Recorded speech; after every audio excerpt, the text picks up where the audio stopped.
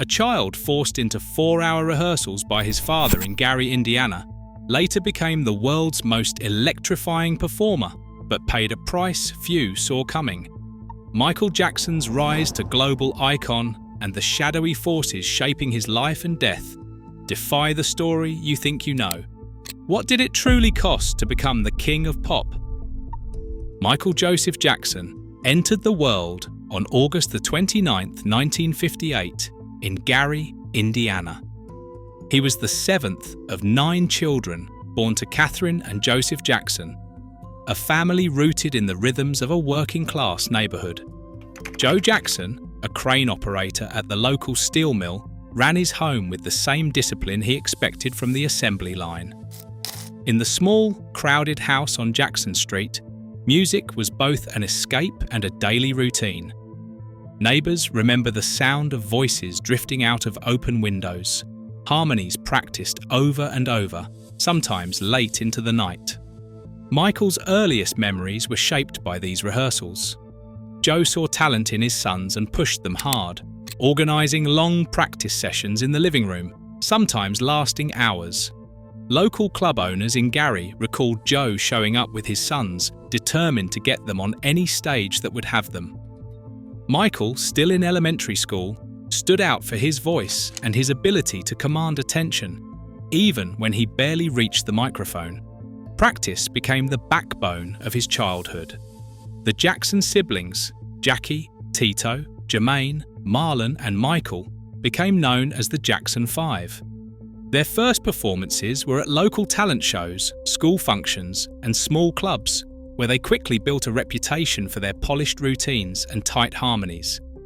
Michael, the youngest in the group at the time, took on the role of lead singer, his clear, powerful voice surprising audiences who expected little from a child so small. Classmates at Garnet Elementary remember him as quiet and reserved, but transformed on stage, where shyness gave way to a confidence that seemed beyond his years. By 1964, the Jackson 5 were winning competitions across Indiana, driven by a mix of family pride and Joe's relentless ambition. The family's modest home became a training ground, with each child expected to match Joe's standards. The lessons learned in those early years, discipline, teamwork, and the hunger to stand out, laid the foundation for everything that followed.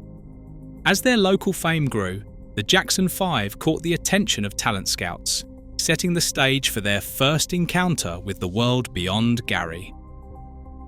In 1979, Michael Jackson stepped into the studio with a new vision and a new collaborator. Quincy Jones, fresh from their meeting on the set of The Wiz, recognized something in Michael that went beyond raw talent. He saw a young man determined to break out of the shadow of his childhood fame. The sessions for Off the Wall became a testing ground for that ambition.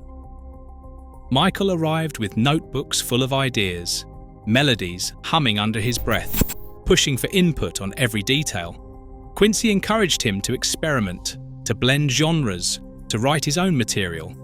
The result was a sound that cut across boundaries: pop, funk, disco, and soul, stitched together by Michael's unmistakable voice. The album's lead single, Don't Stop Till You Get Enough, showed a new side of Michael. He wrote it himself, layering falsetto vocals over a driving groove. The song climbed to #1, earning him his first Grammy as a solo artist. Rock With You followed, a smooth, infectious track that became a staple of radio and dance floors.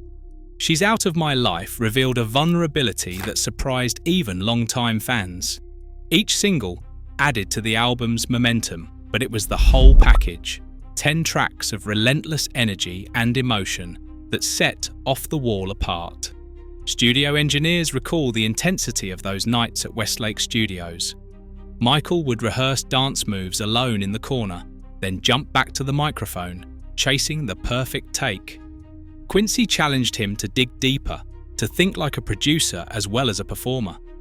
Their creative partnership became the engine of the project, with both men pushing each other past their comfort zones. Off the Wall was released in August 1979. It sold over 20 million copies worldwide, a staggering number for a debut adult solo album. Critics praised its sophistication and joy. For Michael, it was more than commercial success.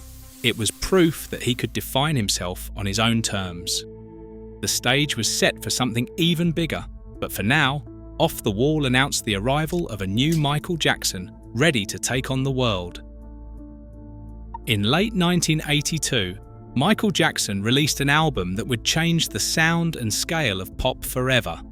Thriller exploded onto the charts, blending rock, funk, and rhythm and blues in a way no one had heard before. The numbers told the story. More than 66 million copies sold worldwide, making it the best-selling album in history. But the impact went beyond sales. The 14-minute Thriller video, directed by John Landis, broke boundaries for what a music video could be, part horror film, part dance spectacle, and pure cinematic ambition. John Landis and Michael clashed over details, but both insisted on perfection. The result set a new standard for artists everywhere. Thriller's singles dominated radio, but it was Michael's live performances that turned him into a legend. On May 16, 1983, during the Motown 25 Yesterday, Today, Forever television special, he took the stage in a sequined jacket and a single glove.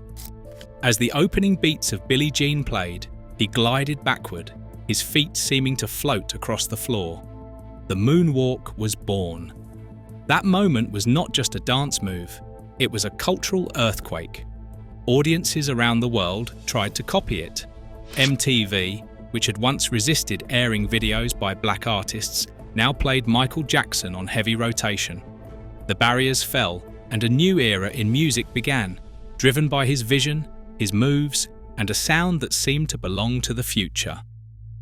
On January the 27th, 1984, a Pepsi commercial shoot ended abruptly when pyrotechnics set Michael Jackson's hair alight. He suffered second-degree and third-degree burns to his scalp and face, confirmed by hospital records. The accident marked a turning point, leading to a long recovery and the introduction of prescribed pain medication into his life. In the years that followed, Michael's changing appearance drew relentless attention. By the mid-1980s, his skin began to lighten, a transformation later explained by his diagnosis of vitiligo, an autoimmune condition confirmed by medical records and, years later, the Los Angeles County Coroner's report. He also underwent several surgeries, including rhinoplasties, citing both health concerns and personal insecurity. Public speculation swirled, but the medical facts remained clear. Away from the public eye, Michael created a private world at Neverland Ranch, purchased in 1988. Here he raised his 3 children, Prince born in 1997, Paris in 1998, and Blanket in 2002. Family accounts describe Michael as a devoted father, intent on giving his children the carefree childhood he missed. Neverland became his sanctuary, a place of laughter, bedtime stories, and quiet moments, far from the demands of fame. In July 1993, Michael Jackson faced his first public legal challenge when a civil lawsuit alleged child sexual abuse. The case settled out of court in January 1994, with Jackson's insurance company paying approximately $23 million to the accuser's family and attorneys. The settlement documents made clear there was no admission of guilt. Law enforcement continued to investigate, but no criminal charges were filed at that time. More than a decade later, in 2005, Jackson stood trial on new charges in Santa Barbara County. After months of testimony and intense media coverage, the jury returned a unanimous verdict, not guilty on all counts. The court transcripts and verdict forms left no ambiguity. Jackson was acquitted of every charge. These legal battles dominated headlines, casting a long shadow over his public image and leaving him with mounting legal fees and personal strain. In the spring of 2009, Michael Jackson returned to the stage for what would be his final project. The This Is It rehearsals at the Staples Center showed glimpses of his old brilliance, but also signs of exhaustion that worried some on the production team. On June 25, 2009, paramedics arrived at his Holmby Hills home. Hours later, the world learned he was gone at age 50. The Los Angeles County coroner determined the cause as acute intoxication from propofol and benzodiazepines, administered by his personal physician, Dr. Conrad Murray. Medical evidence and phone records revealed a pattern of negligent care and delayed emergency response. In 2011, a jury found Murray guilty of involuntary manslaughter. News of Jackson's death spread instantly, sparking a global wave of grief. Over 1 billion people tuned in to the televised memorial at the Staples Center, a testament to the reach of his music and the depth of his influence. The world mourned, and his songs soared back to the top of the charts. Every year, Michael Jackson's music draws 16 million new listeners on streaming platforms, proof that his influence hasn't faded. The debate around genius and cost remains urgent. In a world that devours spectacle, we're still reckoning with the human price of fame. What will we learn next?